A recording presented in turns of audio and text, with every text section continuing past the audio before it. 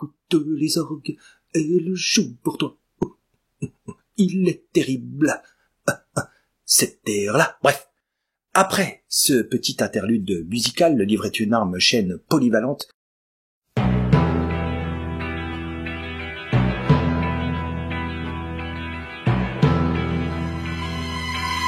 Mesdames, mesdemoiselles et messieurs, bienvenue. Le livre est une arme. Nous voilà déjà à la chronique 68 du livre de monsieur Éric Delcroix, Manifeste libertin, essai révolutionnaire contre l'ordre moral antiraciste. Livre brillant. Franchement, livre véritablement brillant, issu d'un profond travail de réflexion. Sachez en préambule que l'auteur est une personne totalement digne de confiance et d'intérêt, puisqu'il fut l'avocat de Jean Plantin, de Georges Teil, de Rivarol, mais aussi de Vincent R. et de Robert F. Quel tableau de chasse, quel palmarès, mes aïeux. En 1996, toujours monsieur Delcroix, qui vient tout juste d'ailleurs de fêter ses 80 ans, joyeux anniversaire en retard, cher monsieur, monsieur Delcroix donc fut condamné pour contestation de crimes contre l'humanité. Vous devinez lequel? En 2011, il démissionna de son poste de président de l'association des Amis de Rivarol en raison, paraît-il, de désaccords avec Jérôme Bourbon, ce que notre partie au-delà du livre mettra très certainement en lumière. Avant cela, nous anatomiserons cet essai fruit d'un travail d'érudit. L'atticisme de monsieur Delcroix se veut véritablement rafraîchissant, très franchement. Allez, Jean-Pierre Mariel. J'ai marché en pensant à la France. La pauvre.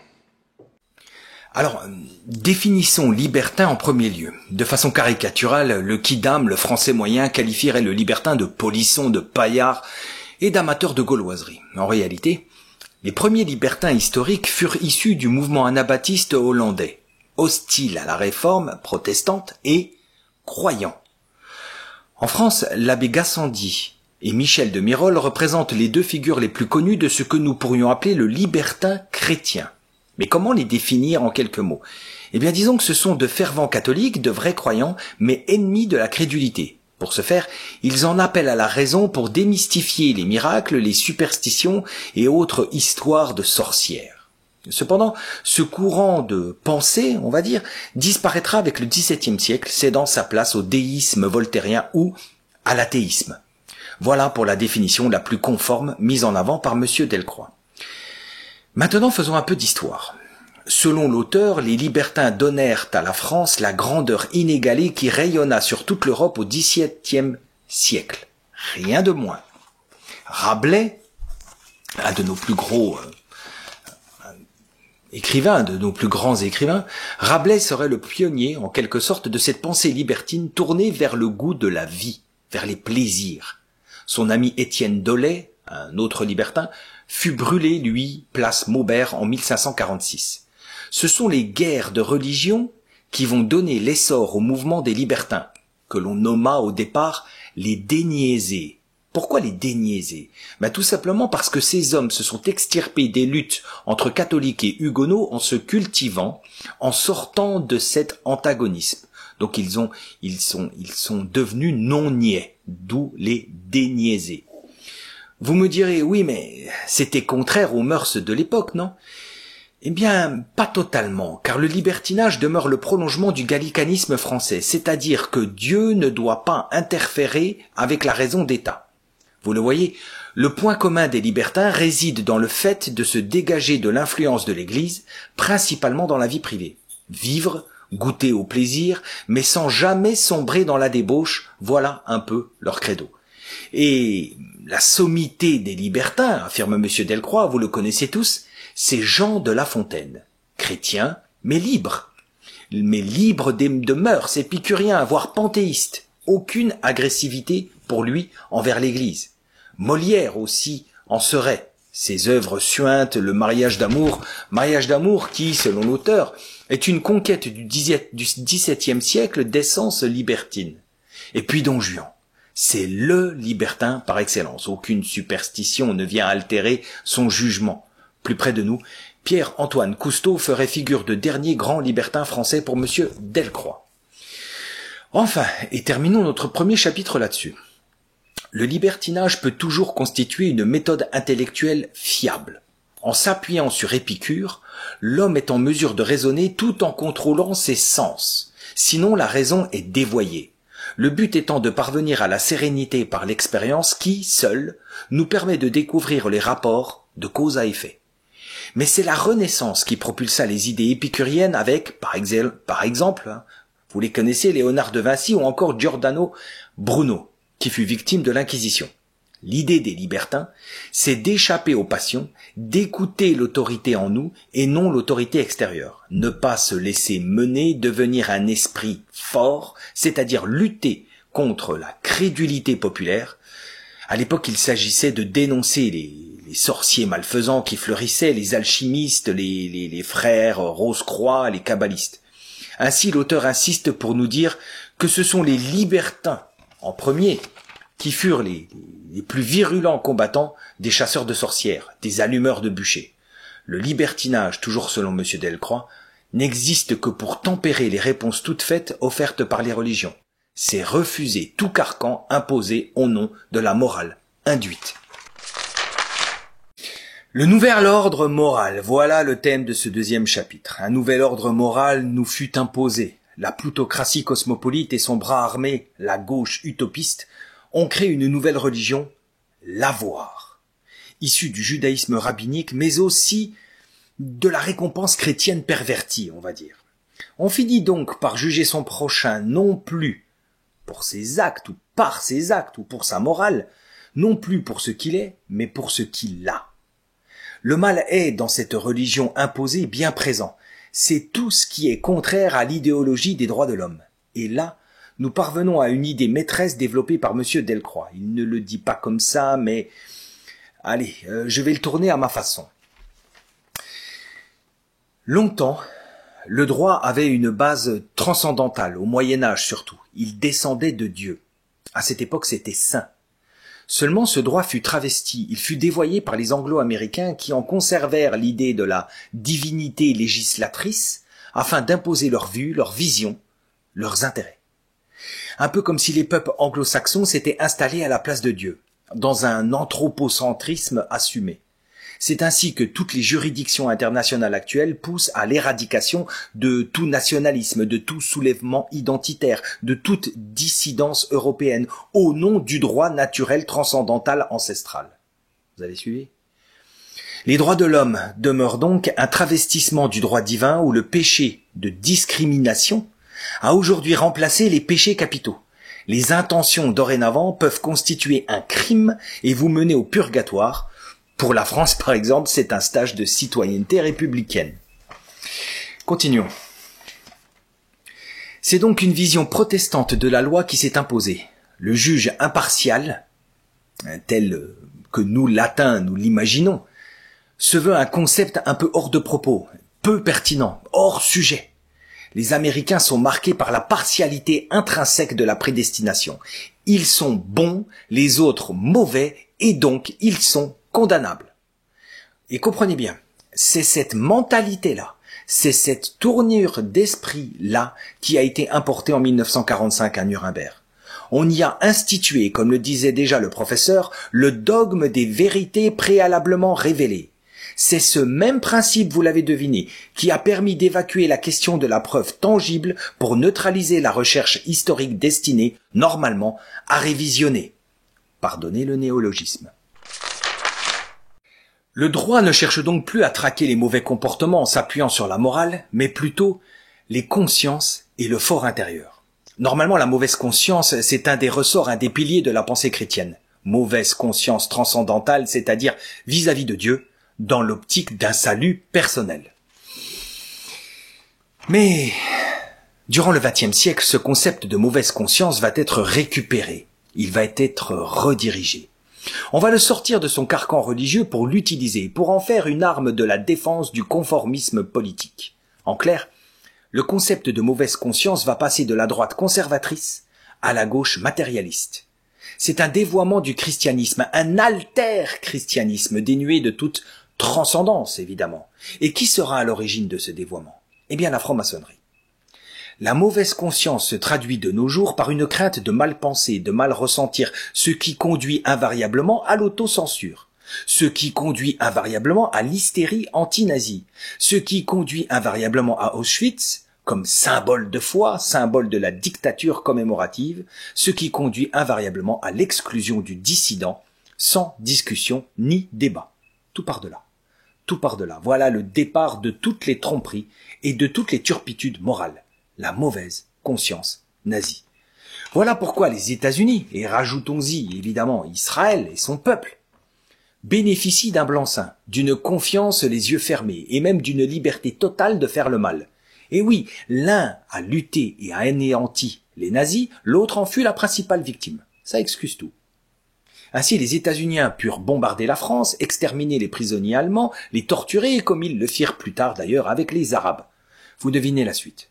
Monsieur Delcroix pense que l'une des pistes de solution réside dans la pensée libertine, le libertin étant cet homme qui n'entend pas se laisser abuser par l'émotion, par l'irrationnel.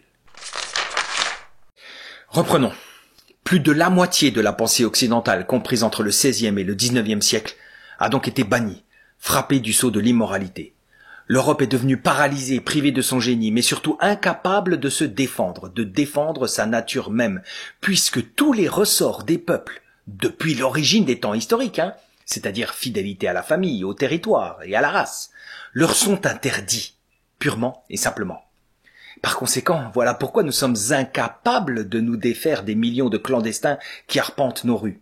Le premier qui oserait avancer l'idée évidente, l'idée attendue, l'idée logique de camps d'expulsion sous contrôle de la Croix-Rouge, sans incarcération, juste un lieu de transit dans l'attente d'un départ. Celui qui avancerait cela serait d'emblée excommunié, auschwitzisé, oserions-nous dire. L'auteur milite donc pour une vraie liberté d'expression totale. Le changement, le renversement, l'éclaircie ne peuvent venir que de là. Éclaircie pour cette Europe, lieu historique de la liberté de penser, cette liberté indispensable à sa propre nature, à son caractère spécifique, à son être civilisationnel. Car ce sont les Européens qui ont magnifié la civilisation. La civilisation pour l'auteur, c'est l'adoucissement des lois naturelles de prédation et d'agression. Et l'avènement de la civilisation, c'est un long processus, une route cahoteuse, un effort perpétuel, comme disait Célide. Ça fatigue. Aujourd'hui, la race blanche se voit condamnée sous l'autel des droits de l'homme, se voit privée de son propre sanctuaire territorial et historique. C'est unique dans l'histoire de l'humanité, unique. La loi du sang lui est refusée, cette loi qui permet l'altruisme clanique, la vraie signification d'ailleurs de aider son prochain. Cette loi aussi qui nous permet d'appréhender le beau. Loi du sang refusée pour les Européens donc, mais tolérée pour les J, plus que jamais. Allez, allons plus loin. Allons plus loin. Le simple fait de désirer, par goût, par esthétisme, vivre au milieu de ses frères français, c'est devenu raciste. C'est raciste. Vouloir préserver un art de vivre, une tradition issue des sentiments et idées de nos ancêtres, c'est raciste.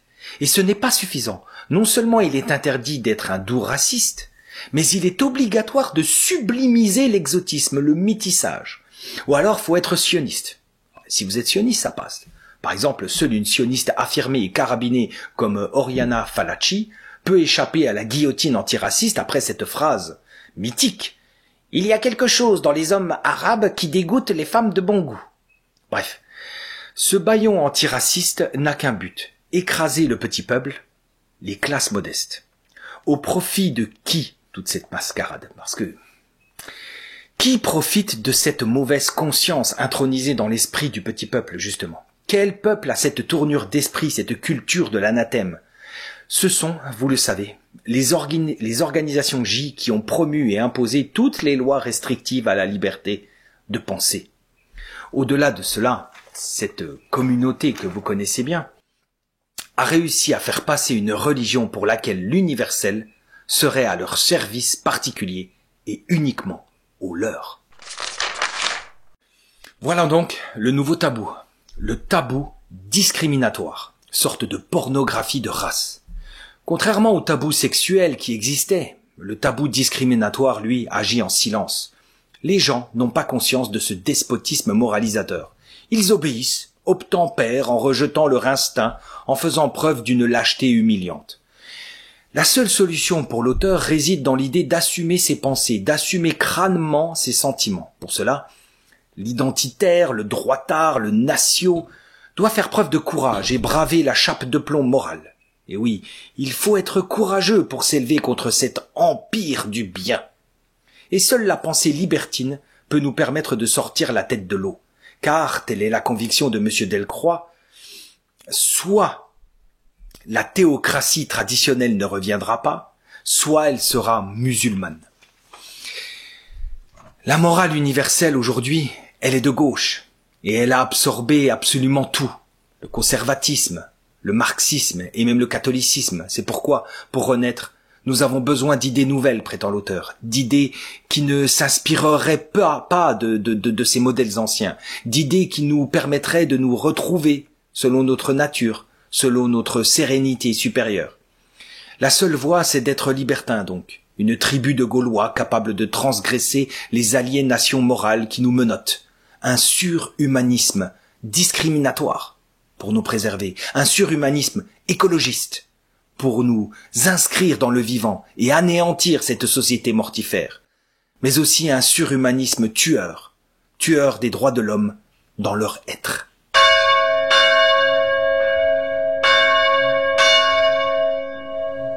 Allons, au-delà du livre, chers amis, analysons brièvement l'essai de M. Delcroix et questionnons-nous sur la pertinence de sa doctrine de libertin. 3 idées seront développées. La première concernera un rétablissement de la vérité historique. Ensuite, ce sera la compréhension de la pensée libertine, la nôtre. Ensuite, enfin, des exemples qui prouvent, selon moi, l'absence de bien fondé d'une telle idéologie. Alors, historiquement parlant, M. Delcroix, l'érudit, vraiment, ça fait plaisir à lire, tout au long de son pamphlet à l'ancienne, rejette dos à dos 3 idéologies qui ont, selon lui, manipulé les esprits. Le catholicisme, le protestantisme et le progressisme libéral. Remarquons d'emblée cette petite tromperie de vouloir distinguer ces 3 idéologies, alors que le libéralisme fut de tout temps l'ennemi du catholicisme traditionnel. Il existe toute une littérature là-dessus, tandis que le protestantisme, lui, s'en accommodait fort bien. Bref, deuxième remarque. Cette analyse personnelle de l'histoire semble douteuse, forcée, un peu comme s'il avait besoin d'échafauder 3 mots, 3 fléaux, pour pouvoir apporter sur un plateau argenté sa solution, les idées libertines. Continuons. Dernière incohérence, les libertins apprécient la musique, ils apprécient festoyer, répandre le bonheur et la joie de vivre autour d'eux. À cause de cela, selon l'auteur, catholiques et protestants, nous glisse-t-il, prenaient un malin plaisir à empêcher les libertins d'en jouer, d'en écouter. Seulement, comme nous l'avons dit dans notre chronique 35, ce sont les protestants qui entraient dans les églises et venaient détruire avec fracas les orgues jugés trop festifs. Écoute les orgues, elles jouent pour toi. Il est terrible, cet air-là. Bref. Après ce petit interlude musical, le livre est une arme chaîne polyvalente, continuons notre analyse. Monsieur Delcroix insiste beaucoup sur l'Inquisition aussi, vraiment. Et son terrible tribunal d'ailleurs qui aurait condamné sans aucune pitié bon nombre de gentils libertins. Alors nous n'allons pas nous montrer redondants avec notre chronique 42 qui allait contre les idées reçues et autres contre-vérités entourant l'Inquisition. En revanche, nous allons nous attarder sur un fait historique, Galilée. Galilée qui dut se soumettre à la Sainte Inquisition, affirme l'auteur, victime de l'obscurantisme clérical. Regardons ça de plus près. Alors, avant toute chose, Clément VII et ses 11 successeurs accueillirent avec bienveillance les théories de Copernic. Galilée, il a prolongé ses travaux. Les premiers qui eurent quelque chose à redire furent Luther et Mélanchthon, les protestants, qui les rejetèrent. Quant à Galilée, en 1611, il fut lui aussi approuvé par le Vatican, mais il commit une erreur gravissime à cette époque. Vouloir toucher à l'exégèse. Lui, le scientifique. Pour le pape Paul V, la liberté prise par Galilée de vouloir lier science et révélation, c'était du protestantisme. Le Vatican ne pouvait tolérer des idées protestantes dans ses murs. Cela est assez logique qu'il répliqua. Mais sachez cependant qu'aucun des ouvrages de Galilée ne fut mis à l'index, contrairement aux idées véhiculées par l'école. Sachez cependant que le pape Urbain VIII devint son ami et même son admirateur. Sachez cependant qu'il ne fut jamais excommunié. Oui, certes, Galilée fut bien condamné à de la prison à vie ainsi qu'aux récitations des psaumes de la pénitence. Mais dès la sanction prononcée, elle fut transformée illico presto en assignation à résidence dans sa propre villa à Florence, où il avait l'autorisation encore de poursuivre ses recherches. Cette idée d'inquisition présuppose une sorte de consensus, une église tout entière qui serait réunie et qui serait liguée contre Galilée. Or, rien n'était plus faux. Le pape n'était pas du tout opposé aux théories de Galilée, tout comme les dominicains d'ailleurs. En revanche, de l'autre côté, les jésuites l'étaient, eux les brillants mathématiciens de l'époque. Bref, toute l'affaire Galilée est fausse, de sa condamnation à sa fameuse phrase « et pourtant elle tourne » ou à ses prétendues découvertes, comme la lunette astronomique. Ce n'est pas Galilée. Galilée qui d'ailleurs ne découvrit aucune loi physique nouvelle. Mais alors pourquoi cette histoire montée en épingle et qui s'est installée comme vérité historique à travers le temps? Un début de réponse peut-être? Les tribunaux rabbiniques? Durant la même période, Uriel d'Acosta, qui avait émis quelques doutes au sujet de l'élection, fut attaché nu à un poteau puis foulé aux pieds par toute l'assistance. J. Et Spinoza alors, toute sa vie ou presque, il dut fuir la vengeance rabbinique. Si le livre est très instructif, je n'ai pas été convaincu par la théorie de M. Delcroix. L'impression qui s'est emparée de moi en premier lieu, c'est que le libertinage est un humanisme subtil, certes, mais un humanisme. Indéniablement, le libertinage consiste à privilégier le moi au collectif, c'est-à-dire à la morale universelle. Serait-ce un succédané de gnose? Fort possible. Fort possible parce qu'en réalité, l'orgueil prédomine ce système de pensée, cette tournure d'esprit. Le libertin ne fait montre d'aucune humilité. Il se pense supérieur et il se croit plus brillant car, selon lui, il n'est pas soumis à une idée supérieure. Moi je suis libre, je ne me soumets pas à un carcan quelconque ou à une chapelle. Nous connaissons tous ce genre de personnes. Nous y reviendrons. Seulement, la vérité ne se trouve que dans l'humilité. L'homme n'est réellement libre moralement que quand il ne fait pas sa propre volonté, qui est par définition tyrannique. L'homme n'est réellement libre que quand il est capable de la dompter, cette liberté, de la dominer. Terminons là-dessus, entrons un peu plus dans les détails, histoire de se questionner sur l'éventuel bien fondé de la pensée libertine dans notre société, telle qu'elle est aujourd'hui. La réalité actuelle, celle brutale de la rue, va totalement à l'encontre de l'idéologie vantée par M. Delcroix. Nos rues pullulent d'énergumènes qui se revendiquent différents, qui se revendiquent insoumis, qui se revendiquent rebelles, mais qui en réalité ne représentent que de prévisibles soldats de l'ordre libéral établi. Tous pensent pourtant être rationnels. Tous pensent pourtant penser par eux-mêmes. Tous pensent pourtant jouir d'une liberté d'expression totale, comme l'aimerait l'auteur. Monsieur Delcroix me répondrait que ce n'est pas ça un libertin, tel qu'il l'entend lui. Peut-être, oui, peut-être. Mais de nos jours, le libertinage est une chimère. C'est une pensée impossible à appliquer pour une raison simple. L'ego. La raison ne pouvait s'inscrire pour être optimisée que dans le cadre de la tradition. Mais avec l'avènement puis l'assise de la pensée humaniste, la raison a quitté le monde de la tradition pour aller se nicher dans le moi, dans l'ego. En clair, la raison n'existe plus, mais chacun dorénavant a sa raison, sa propre raison, la sienne. La hiérarchisation tradition, raison, homme a été remplacée par la suivante ego, raison, homme. Ainsi, nous nous retrouvons avec bon nombre de personnes qui foisonnent d'ailleurs dans le monde de la dissidence, bon nombre de personnes très intelligentes qui, sous couvert d'utiliser leur raison, leur esprit critique, rejettent toute transcendance en bloc. Parce que eux auraient compris, parce que eux seraient au-dessus de ça, au-dessus de ces croyances ancestrales, au-dessus de ces exigences religieuses. Ces dissidents-là, ils veulent douter pour douter. Ils veulent douter pour renforcer leur virilité, on va dire, pour démontrer leur insoumission factice. Rochdy en serait l'archétype, par exemple. Je le prends lui, mais j'aurais pu parler de n'importe qui. Il est du genre à rejeter le catholicisme parce il se sent au-dessus de ça. Ce n'est nulle raison qui le guide, mais c'est son ego.